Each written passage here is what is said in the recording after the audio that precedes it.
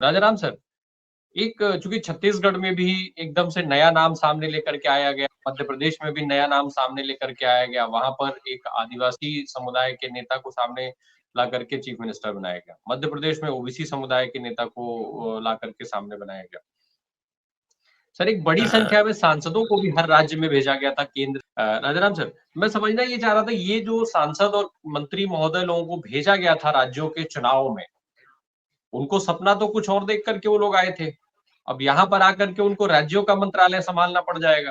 तो एक तो वो कितने कारगर होंगे इन मंत्रालयों को संभालने में, क्या कुछ संभावना उनकी रहेगी, क्या उनका विजन यहाँ पर अब उतने बड़े एरिया के बाद क्या इतना छोटे एरिया में वो क्या काम कर पाएंगे। दूसरा ये कि क्या ये जो हुआ है पूरी घटना को अगर हम देखें तो क्या एक तरीके से ये सांसदों के साथ धोखा नहीं हो गया भारतीय जनता पार्टी का?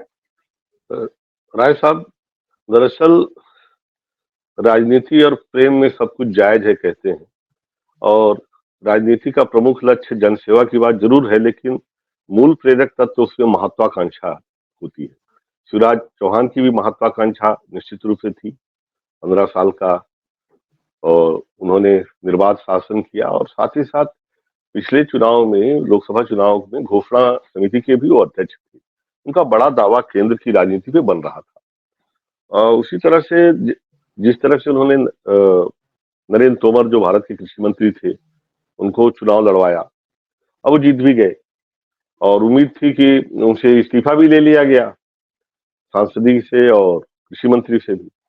तो अब देश के कृषि मंत्री के पद से वापस अगर प्रदेश के कृषि मंत्री या प्रदेश का कोई भी पद संभालते हैं, तो वो कैसे अपने आप को सहज और सामंजस्य दोनों बिठा पाएंगे? ये बड़ा कठिन विषय है। वही हाल कैलाश विजयवर्गीय का भी था। वो केंद्र में महासचिव और बड़ी बड़ी भूमिकाएं निभाने के बाद वो जिस भूमिका में अपने आप को देख रहे थे, उससे एकदम उलट वो राज्य की राजनीति में एक विधायक बन के रह गए। तो निश्चित रूप से जो इससे पहले अचल जी ने कहा कि और केंद्र में कोई भी चुनौती देने की स्थिति में ना आने पाए, यह भी एक रणनीति थी। तो छत्तीसगढ़ में भी विजय बघेल को भूपेश बघेल के अगेंस्ट लड़ाया गया, जहां एक लगभग तय था कि भूपेश बघेल जीतेंगे। और अब वो उन्हें किस तरह से ये एकोमोडेट करेंगे कि जैसे कि बात आ रही थी कि उनको भाजपा का अध्यक्ष बना दिया जाएगा प्रदेश का। तो ये बड़े जो नाम थे जिन्हें चुनाव लड़ाया गया, ये निश्चित रूप से राजनीतिक रणनीति थी। इसमें चुनाव जीतने वाली बात उतनी महत्वपूर्ण नहीं थी, मेरा मानना है।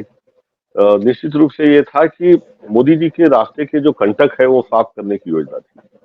मैं चूंकि लाडली बहना योजना पे जो आप लोगों ने कहा, उस अधिकांश बातों से मैं सहमत हूँ, लेकिन मेरा मानना ये है कि लाडली बहना योजना में मध्य प्रदेश में ही यदि उसे लागू करते हैं तो 3,000 रुपए के हिसाब से लगभग 40,000 करोड़ रुपया का फंड बैठता है। और सीधी सी बात यह है कि आगे लोकसभा चुनाव है और ये अन्य सभी राज्यों में भी लागू करने की मांग निश्चित रूप से उठती।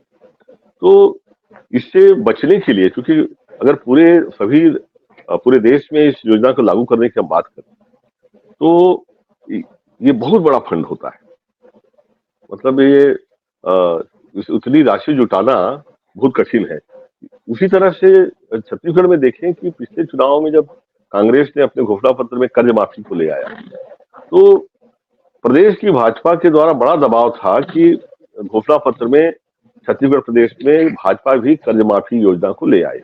लेकिन वो जानते थे अगर यहाँ कर्ज माफी की योजना को घोषणा पत्र में शामिल करते हैं तो पूरे देश में, लोकसभा में ये मांग उठेगी कि भाई छत्तीसगढ़ में तो बाकी जगह क्यों नहीं। तो इससे बचने के लिए उन्होंने ये जोखिम उठाया और कर्ज माफी की घोषणा को शामिल नहीं किया। और बावजूद इसके उनका आत्मविश्वास का क्या कारण था ये तो मैं नहीं बता सकता कि बिना कर्ज माफी योजना के भी हम निश्चित रूप से सत्ता में आ रहे हैं। वैसे ही जो शिवराज जी का मामा और बहन वाला जो रिश्ता था, मामा अपने आप को उन्होंने स्थापित किया था, तो लाडली बहना योजना सीधा कनेक्ट करती थी उनसे और इसीलिए उन्होंने परहेज किया। और अंततः इस योजना के जरिए शिवराज चौहान से परहेज किया गया। तो उसे मास्टर स्ट्रोक भाजपा के लोग नहीं मानते थे।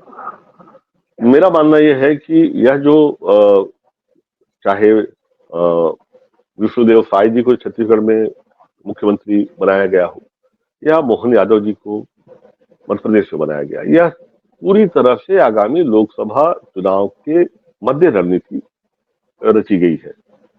छत्तीसगढ़ में इसको ऐसे समझें कि 29 सीट है एमएलए की जो आदिवासियों के लिए आरक्षित है।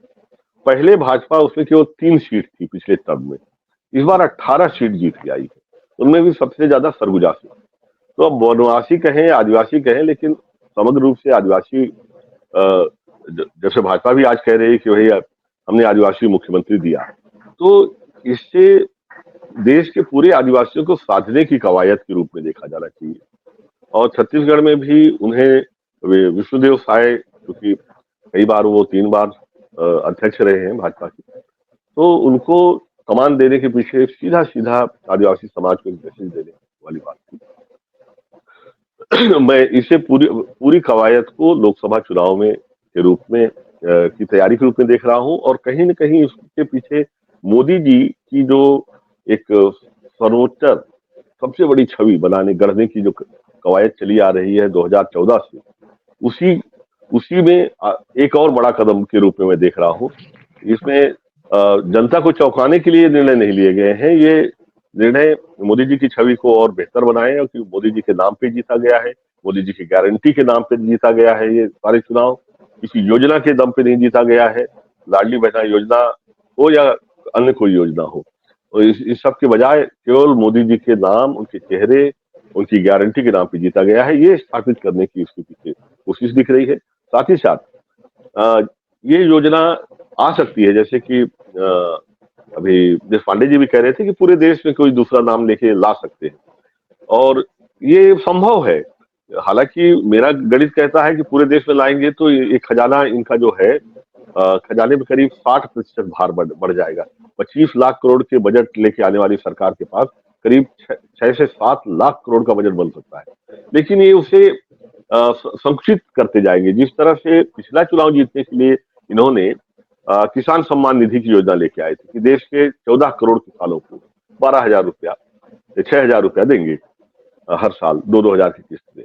तो वो 14 करोड़ किसानों का ठीक चुनाव के पहले 13 पॉइंट समथिंग 13.40 लाख के आसपास किसानों को दिया भी गया। पहली किस्त दी गई पहली तिमाही की, उसके बाद वो सिकुड़ती गई और अंत में जाके केवल 3 करोड़ किसान बचे, यानी लगभग 70% किसानों को कोई न कोई क्राइटेरिया लगा के हटा दिया गया कि आप इस योजना के काबिल नहीं हो। वैसे ही लाडली बहन योजना घोषित करने में क्या जाता है, ये कर देंगे, बाद में फिर ये कहेंगे कि जो गरीबी रेखा के नीचे परिवार है केवल उनको मिलेगा, फिर जो किसी अन्य योजना से लाभान्वित हो रहे हैं उनको नहीं मिलेगा, जो किसी भी योजना से लाभान्वित नहीं हो रहे हैं उनको मिलेगा, फिर एससी को मिलेगा, एसटी को मिलेगा, सवर्ण को मिलेगा, इसको नहीं मिलेगा, उसको मिलेगा। बट किंतु परंतु जब लगाना चालू करके छानने लगते हैं तो पता चला कि केवल 5% महिलाओं को मिल रहा है। ऐसा कई किसान सम्मान निधि में भी इन्होंने किया, किसान पेंशन में भी वो हुआ।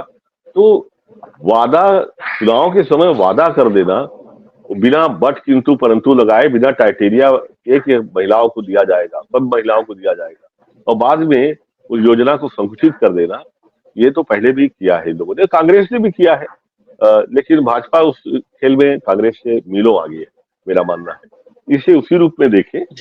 जी राजाराम सर, जिस तरीके से मैंने सवाल किया था पहले, जाति आधारित बात हो रही थी, प्रधानमंत्री मोदी जी खुद 4 जातियां बताते हैं, लेकिन अभी जो इक्वेशन दिख रही है ओबीसी को लेकर के एक बहुत बड़ा वर्ग है, करीब 49% वोटर्स की बात वहां पर आने लग जाती है। दूसरी तरफ जब हम आदिवासी की बात कर रहे थे अभी, उसको आदिवासी या वनवासी जो भी कहा जाए आज के सीन में, तो करीब-करीब 8.5% वोटर्स वो भी हैं। छत्तीसगढ़, झारखंड और मध्य प्रदेश में एक अच्छी खासी संख्या है उनकी, वोटों को प्रभावित करते, वो सीटों को प्रभावित करते हैं, नतीजों को। ये जो पूरी कवायद चल रही है, जो पूरी रशाकसी चल रही है, क्या ये सारी चीजें जो है वो जाति आधारित जो समीकरण है उनको साधने के लिए ही की जा रही है चुनाव के दृष्टिकोण से, या फिर इसमें और भी कोई कारण इसका दिख रहा है इसका? राय साहब, दरअसल पहली बात तो जो चौंकाने वाली बात है, चौंकाने वाले मुख्यमंत्री भाजपा जो दे रही है, यह इसकी स्टाइल है। हमने देखा था महाराष्ट्र में भी जब देवेंद्र फडणवीस को लाया गया था, तो दूर-दूर तक कहीं अंदाज नहीं था कि उनके कार्यालय में बैठने वाला एक शख्स, कार्यालय प्रभारी, वो सीएम बन जाए। खट्टर जी को जब हरियाणा में लाया गया तो भी ऐसे किया गया। धामी जी को लाया गया तो भी ऐसे किया गया। गुजरात में मैं जो देशपांडे जी की बात है उसी में एक चीज जोड़ना चाहूंगा। देशपांडे जी जब गुजरात में हम इस तरह से समझें कि एक तो भाजपा में 25-30 साल तक काम करके एक राजनीतिक हैसियत लाके अपने महत्वाकांक्षाओं के तहत कोई सीएम बन रहे हैं। वो एक लाइन है। दूसरी लाइन है जहां से कि मोदी जी गुजरात गए। संग तो आरएसएस और भाजपा के संबंधों को समझे कि ये भाई एक आरएसएस के प्रचारक को उन्होंने जिसका भाजपा में डायरेक्ट कोई कंट्रीब्यूशन कभी नहीं था, सीधा-सीधा गुजरात में बनाया गया मुख्यमंत्री। और वो निश्चित रूप से हिंदुत्व को के एजेंडे को लेके ही वहां गए थे और वहां पहुंचते ही उन्होंने अपना काम चालू किया और उसी एजेंडे के तहत आज पीएम भी है। तो उनका जो प्रमुख लक्ष्य है वो हम समझे तो उससे बहुत सारी चीजें आईने की तरफ साफ हो जाती है कि भाई वो आरएसएस से भाजपा पे आए। और रहा सवाल लोगों को नियंत्रित करने का, तो सीडी या फाइल वाली जो बात है, इसे इस ढंग से भी समझ सकते हैं कि ठीक चुनाव के पहले जिस तरह से नरेंद्र सिंह तोमर के खिलाफ सीडी आई, उनका दावा वहीं खत्म हो गया था। और यही नहीं, जब अगर ख्याल करें कि जब मोदी जी पीएम बने थे और जो गोवा वाली मीटिंग है जहां उनके नाम पे निर्णय लेना था, तो राजनाथ सिंह जी भाजपा अध्यक्ष थे और कई विरोधों के बावजूद राजनाथ सिंह जी मजबूती से उनके साथ खड़े रहे और वो मेरे ख्याल से वही टर्निंग पॉइंट था मोदी जी की राजनीति का केंद्र में आने का। वहां से वो आए और आते ही साथ सबसे पहले उनके बेटे की शिकायतों को लेके जिस तरह से राजनाथ सिंह जी को मतलब उनके पावर कंट्रोल किए गए या जिस तरह से कहेंगे उन्हें एक किनारे पर रखा गया, तब से लगातार 9 सालों से उसी जगह पे राजनाथ सिंह जी है। राजनाथ सिंह जी को एक मतलब एक दायरे में रख दिया गया। अब ये जो आप जाति के आधार पे साधने की बात कर रहे हैं, इसको मैं थोड़ा और दूर तक देख रहा हूँ। राम मंदिर के लिए रघुवंशियों की बात की गई कि भाई रघुवंशी ठाकुर जितने हैं उनको साधने की बात की गई कि राम मंदिर के जरिए, और यादव के जरिए यदुवंशियों को साधने के लिए, क्योंकि अगला मुद्दा जो है मथुरा, अगली रणनीति आप देख ही रहे हैं, मथुरा वाली बात है। तो मथुरा के लिए यदुवंशियों को साधना है। पूरे व्यापक परिप्रेक्ष्य में, देश के परिप्रेक्ष्य में देखिए, ओबीसी वाला भी एक मुद्दा है, मैं बेशक इनकार नहीं करता हूँ। लेकिन जैसे कलेक्ट कैसे करेगा मध्य प्रदेश के यादव से बिहार का यादव या उत्तर प्रदेश का, वो मथुरा कृष्णभूमि या यदुवंशी से सीधा कनेक्ट करता है, चाहे कहीं का भी यादव क्यों ना हो, कि भाई कृष्ण यदुवंशी थे, हमारे भगवान थे, उनके लिए लड़ाई लड़ रहा है केंद्र, भाजपा उनके लिए लड़ रही है, तो हम साथ है। तो लोकसभा चुनाव सामने, उसके लिए दिखाने की जरूरत है कि हम आपके साथ हैं। तो मेरे ख्याल से यह भी एक मुद्दा हो सकता है। ओबीसी को साधने के साथ ही साथ हमारा जो सबसे बड़ा एजेंडा है, अगर आप राम मंदिर को मान रहे हैं कि 2 सीट से लेके यहाँ तक लाने में राम मंदिर एक बड़ी भूमिका थी, हिंदुत्व के एजेंडे के तहत या हिंदू राष्ट्रवाद के साथ जोड़ देते हैं, तो मामला और थोड़ा चमकीला हो जाता है। व्यापक परिदृश्य में ज्यादा लोगों को जोड़ सकते हैं आप। राम के साथ तो हर कोई जुड़ता है, लेकिन साथ ही साथ रघुवंशी अगर कर लेते हैं तो पूरी तरह से उनका कमिटमेंट आपको मिल जाता है। तो मेरे ख्याल से यह भी एक मुद्दा हो सकता है। लाडली बहन योजना में एक चीज जोड़ना चाहूंगा, जो छत्तीसगढ़ में राय साहब ठीक चुनाव के पहले, चंद दिन पहले, पूरा का पूरा भाजपा केडर ने फार्म भरवाए महिलाओं से। जब फार्म भरवाए, लिखा पढ़ी होने लगती है, दस्तखत होने लगता है, कितने रुपए आपके खाते में आएंगे और महिलाओं को सीधे पैसे मिलेंगे, बात आती है, तो भाजपा वाले और कांग्रेस वाले भी दोनों मानते हैं कि जिस तेजी से, जिस तरह से हर कार्यकर्ता भिड़ के गांव-गांव, घर-घर जाके महिलाओं से फार्म भरवाया, उसका इस चुनाव में बड़ा रोल रहा छत्तीसगढ़ में। ये माना जाता है कि छत्तीसगढ़ में जीत में, और कांग्रेस ने जरूर घोषणा की कि हम आपको 15,000 रुपए देंगे साल में, लेकिन वो घोषणा न पहुंची, न कोई फार्म पहुंचा। आज भी गांव का जनमानस जब कागज पत्तर, लिखा पढ़ी, दस्तखत, ये सब होने लगता है तो उसको लगता है हाँ कुछ काम हो रहा है, हमको पक्का मिलेगा। तो उस मनोविज्ञान का भी भरपूर फायदा उठाया गया। तो मेरा मानना यह है कि ये योजना, जैसे अचल जी कह रहे थे, इसे खारिज नहीं कर सकते, और जैसे कि देशपांडे जी ने कहा कि नाम बदल के देश में ला सकते हैं, बिल्कुल ही ला सकते हैं। और बहुत कई नई लुभावनी घोषणाएं भी आप आगामी लोकसभा चुनाव पत्र के घोषणा पत्र में देखेंगे।